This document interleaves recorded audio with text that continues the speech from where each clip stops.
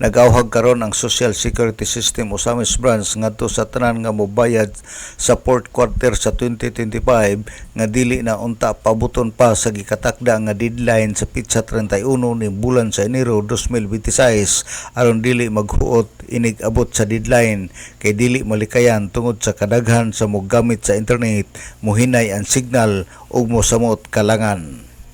Kaghapong adlaw Lunes pitsa 5 sa Enero 2026 gidagsaan sa katawhan ang buhatan sa SSS nga mobayad sa ilang kontribusyon diin unang adlaw usab sa trabaho sa tuig 2026 nga naa sa gobyerno medyo ubay-ubay ang mibayad sa maong buhatan.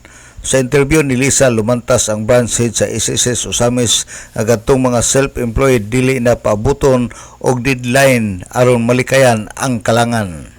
So, katong mga self-employed, voluntary, dili na mo maghulat sa deadline.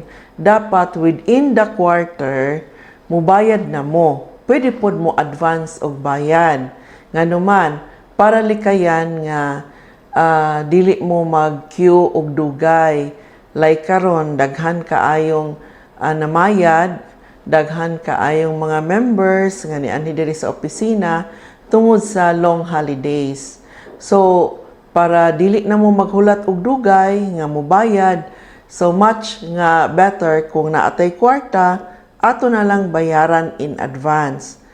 But don't forget nga kinahanglan i-update ang ato ang contact details like sa address, like sa cellphone number, email address kay dili man ta ka register online kung wala na update atong contact information. Si Lisa lumantas ang branch head sa Social Security System Osamis Branch.